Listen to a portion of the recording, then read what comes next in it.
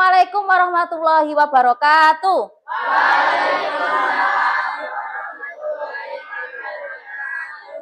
Selamat pagi anak-anak.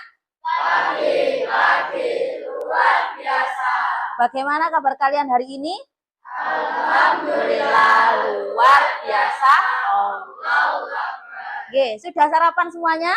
Sudah. Ya, berarti kalau sudah sarapan semuanya, nanti tidak ada yang pingsan pada saat pembelajaran pendidikan agama Islam. Jadi sebelum materi dimulai, saya akan menyampaikan kontrak belajar. Di sini di kontrak belajar materi PAI ada 3. Yang pertama, ketika sampean disuruh untuk membawa HP, dilarang untuk membuka HP selama pembelajaran kecuali dari izin dari saya atau ketika saya suruh untuk membuka HP. Paham? Paham. Yang kedua, ketika ingin bertanya atau ingin ke kamar mandi, bisa mengacungkan tangan dan berbicara ketika saya menyuruh untuk berbicara. Yang ketiga, dilarang makan, baik makanan ringan maupun makanan berat, tapi kalau minum saya perbolehkan. Paham nggih? Oke, sebelum memulai pelajaran pada hari ini, silahkan siapa yang mau memimpin berdoa? Saya, Bu. Ya, silahkan Elvino. Sebelum pelajaran dimulai, marilah kita berdoa. Doa mulai.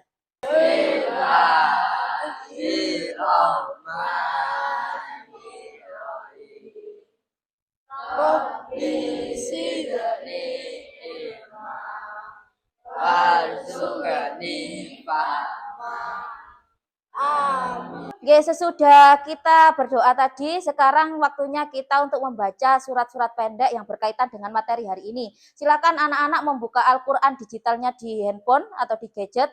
Silakan dibuka surat Al-Ma'un. Kita baca bersama-sama.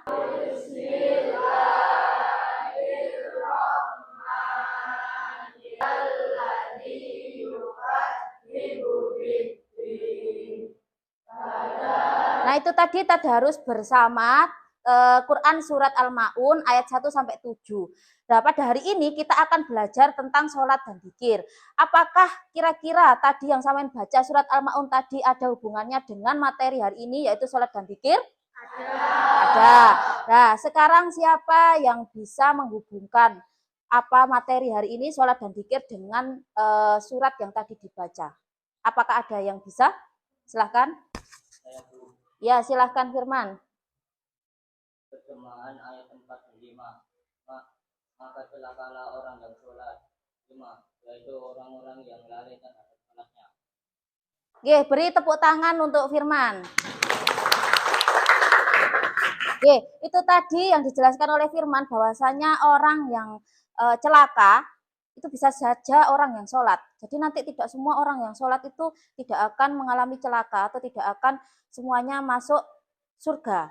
Jadi siapa orang yang celaka ketika sholat itu? Yaitu orang yang lalai dalam sholatnya. Misalnya orang yang ketika sholat itu tidak khusyuk. Jadi ketika sholat dia itu mengingat-ingat hal yang lain. Misalnya ketika sholat itu dia ingat-ingat, uangku tadi tak taruh mana ya wah, nanti kalau hilang aku agak sedang jajan lah itu, atau berpikiran tentang dunia, itu nggak boleh. Jadi orang-orang yang lalai dalam sholatnya nanti termasuk golongan orang yang celaka. Naudzubillahi min dzalik. Oke. Nah, sekarang waktunya untuk presensi. Saya absensi terlebih dahulu. Ahmad Muzaki, Ahmad Sifaul Mubarak. Baik anak-anak, sebelum kita memulai materi hari ini, di sini kita ice breaking terlebih dahulu. Ada lagunya ya. Jadi tadi kan materinya sholat dan dzikir. Nah, di sini ice breaking kita yaitu menyanyikan lagu tentang dzikir. Jadi dzikir itu kan ada tahmid, tasbih, tahlil dan takbir. Nah, di sini lagunya seperti ini. Nanti anak-anak tirukan ya. Saya contohkan terlebih dahulu. Katakan tahmid, katakan tahmid. Alhamdulillah. Katakan tahmid, katakan tahmid. Alhamdulillah.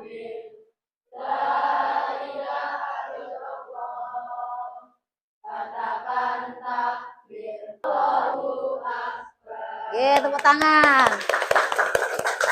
Baik, sekarang sebelum kita belajar materi sholat dan zikir tadi, saya ingin bertanya di sini, apakah ada yang masih ingat apa materi sebelumnya? Masih, oke. Silakan siapa? Saya, Bu. Ya, silakan. Materi sebelumnya, pengertian Asmaul Husna serta contoh perilaku yang mencerminkan sikap Asmaul Husna. Baik, benar sekali. Apa jawaban dari teman kalian tadi? Tepuk tangan untuk Elsada. Nah, sebelum mulai ke materi, di sini saya ingin bertanya, apakah ada yang sudah tahu apa itu sholat dan zikir? Sudah. Ya, silahkan. Ya, betul. Tepuk tangan untuk teman-teman. Ya, betul. Sholat itu artinya doa, sedangkan zikir itu artinya mengingat Allah. Nah, sekarang kenapa sih sholat dan zikir itu penting untuk dilakukan? Ayo, ada yang tahu? Kenapa sholat dan zikir penting untuk dilakukan? Ya, silahkan. Saya, Bu. Ya, silakan. Karena sholat dan zikir mencegah dari perbuatan buruk. Oke. Baik, saya ingin menyampaikan tujuan pembelajaran pada hari ini. Tujuan pembelajaran pada hari ini adalah melalui model pembelajaran berdiferensiasi, peserta didik dapat menghubungkan hakikat sholat dan zikir dengan pengetahuan, dengan pencegahan perbuatan keji dan mungkar dengan benar. Nah, sebelum anak-anak nanti berkelompok, saya akan melakukan asesmen diagnostik, yaitu nanti anak-anak mengerjakan. Silahkan soalnya nanti dijawab dengan sejujur-jujurnya, silahkan dijawab dengan seadanya ya. Nanti akan menentukan bagaimana gaya belajar anak-anak dan nanti anak-anak berkelompok akan sesuai dengan hasil asesmen diagnostik tersebut. Paham? Oke, sekarang silahkan akan saya bagikan dulu.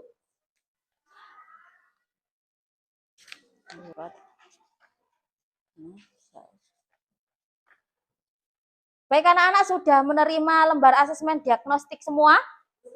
Nah, di sini saya jelaskan bagaimana cara pengisiannya. Di situ ada kolom nomor, terus soal. Nah, pilihan jawabannya ada A, B, dan C. Silahkan dipilih di kolom terakhir di jawaban yang kosong itu samen pilih. Samen kalau misal yang nomor 1, saat mempelajari sesuatu yang baru, kamu lebih suka apa? Kalau A, mendengarkan penjelasan atau diskusi.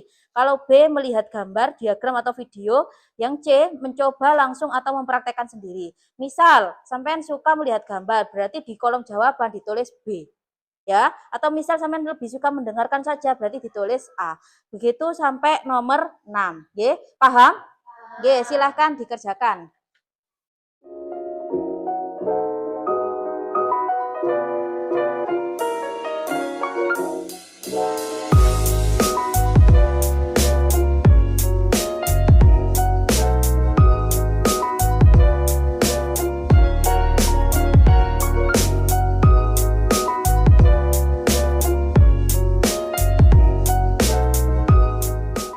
Baik, anak-anak sudah selesai semua asesmen diagnostiknya? Sudah. Nah, sekarang kita langsung koreksi bersama-sama. Sampean lihat punya sampean sendiri. Nah, di situ kira-kira jawaban atau dominan jawabannya itu apa? Jadi sampean hitung A-nya berapa, B-nya berapa, jawaban C-nya itu ada berapa. Coba dihitung dulu. Jawaban sudah dihitung semua?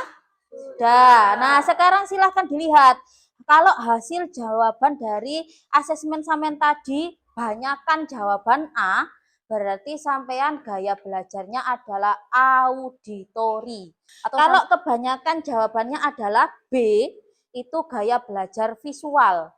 Nah, jadi, kalau gaya belajar yang banyakkan jawaban C itu adalah gaya belajar kinestetik. Nah, sekarang nanti akan kita kelompokkan berdasarkan asesmen itu. Oke, silahkan ditulis, dikumpulkan hasil asesmennya. Nah, berdasarkan hasil asesmen diagnostik tadi, maka akan terbagi menjadi 3 kelompok. Kelompok pertama ada kelompok auditori, itu menjadi kelompok A. Yang B nanti menjadi kelompok visual. Yang tadi jawabannya kebanyakan C atau dominan C akan menjadi kelompok kinestetik. Seperti itu, nggih. Paham? Nah, sekarang hitungan 1, 2, 3 tanpa suara silahkan di sini nanti diisi oleh kelompok A, di sini kelompok B, di situ kelompok C. Jadi bagi yang merasa jawabannya dominan A ke arah sini, kalau B ke sini, yang C ke situ. Paham?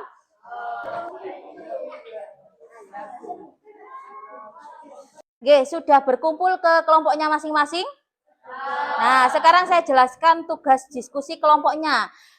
Yang pertama, untuk kelompok auditori, nanti membuat produk atau karya berupa siniar atau podcast, yaitu ajakan untuk sholat dan dzikir, dan dampaknya dalam menghindari perbuatan keji dan mungkar atau hubungannya. Sholat dan dzikir itu bisa menghindari dari perbuatan keji dan mungkar. Yang kedua, kelompok visual, nanti membuat karya sebuah poster, bisa dari aplikasi Canva atau yang lainnya, dengan isi ajakan untuk sholat dan dzikir dan dampaknya adalah menghindari perbuatan keji dan mungkar. Yang ketiga, kelompok kinestetik nanti akan membuat video drama singkat. Ajakan untuk sholat dan dzikir dan dampaknya adalah menghindari perbuatan keji dan mungkar. Jadi nanti ada 3 produk. Yang pertama video podcast atau rekaman saja, tidak apa-apa. Yang kedua ada poster. Yang ketiga nanti ada video drama singkat tentang ajakan sholat dan dzikir. Untuk videonya tidak usah panjang-panjang, bisa 1 menit sampai 2 menit gitu aja, atau 1 menit nggak apa-apa. Ya, yang ketiga kelompok kinestetik. Yang keempat bisa mencari referensi dari sumber manapun, bisa melalui buku atau searching di internet boleh. Jadi misal sampean nggak ada referensi nih, boleh sampean searching di internet gitu. Yang kelima, waktu diskusi kelompok adalah 30 menit. Jadi nanti setelah 30 menit kita akhiri, lalu anak-anak bisa mempresentasikan hasilnya masing-masing. Paham?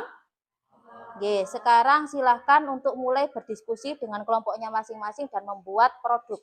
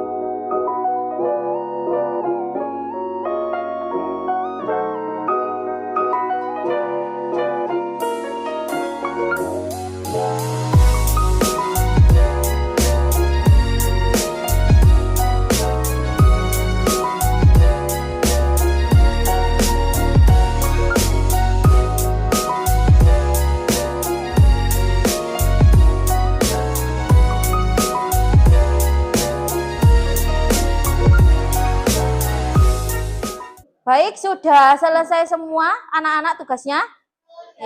Karena sudah 30 menit, jadi kita waktunya untuk presentasi kelompok. Silahkan bagi kelompok yang siap dahulu untuk maju, boleh kelompok poster? Ya, silahkan. Assalamualaikum warahmatullahi wabarakatuh. Waalaikumsalam warahmatullahi wabarakatuh. Kami dari kelompok poster ingin menunjukkan hasil kelompok poster kami. Memahami sholat dan zikir.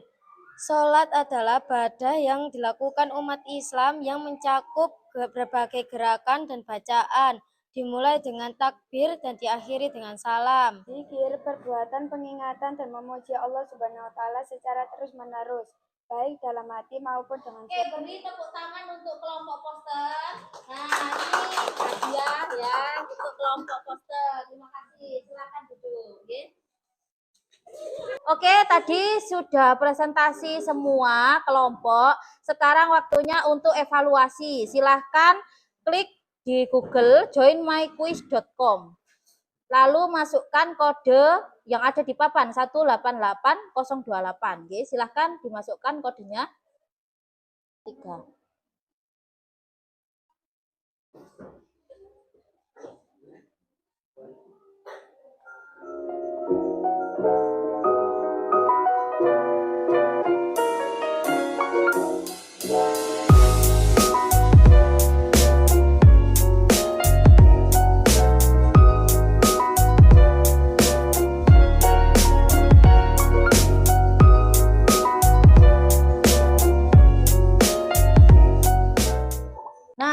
Di sini sesi penguatan materi. Sholat dan dzikir adalah ibadah yang menjadi penghubung langsung antara hambanya dengan Allah. Sholat sebagai tiang agama. Jadi sholat ini mengajarkan kita untuk disiplin, tunduk dan berserah diri kepada Allah. Sementara dzikir memperkuat hati dengan mengingat Allah dalam setiap keadaan. Nah, dengan sholat kita dapat menjaga hubungan dengan Allah dan juga melalui zikir kita dapat menenangkan jiwa serta mendekatkan diri kepada Allah dengan melafadzkan pujian dan doa.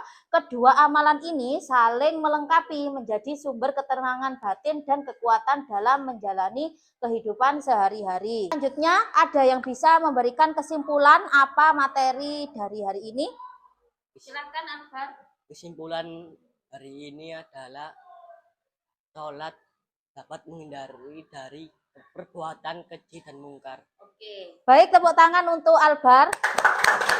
Oke. Jadi kesimpulannya, sholat dan zikir ini dapat mencegah dari perbuatan keji dan mungkar. Jadi seseorang itu selain dapat terhapus dosanya, juga bisa mencegah dari perbuatan buruk. Jadi terbiasa mengerjakan pekerjaan yang baik. Sebelum mengakhiri materi hari ini, silahkan anak-anak scan barcode di samping saya untuk mengisi refleksi. Oke, dari hasil refleksi di Padlet tadi, anak-anak semuanya sudah memahami materi tentang sholat dan zikir dan merasa senang setelah belajar, dan kebanyakan tidak ada yang kesulitan dalam memahami materi sholat dan zikir. Selanjutnya, tindak lanjut untuk materi selanjutnya adalah silakan nanti anak-anak di rumah mempelajari materi selanjutnya, yaitu materi tentang sejarah peradaban Islam pada masa Bani Umayyah. Nah, sudah sampai di sini ada yang ditanyakan? Boten. Oke, sekarang kita baca hamdalah bersama-sama. Alhamdulillahirabbil alamin. Oke, cukup sekian yang dapat saya sampaikan. Apabila ada kesalahan, saya mohon maaf yang sebesar-besarnya. Semoga ilmu yang didapat hari ini bermanfaat. Amin. Oke, sekian saya akhiri. Wassalamualaikum warahmatullahi wabarakatuh. Waalaikumsalam.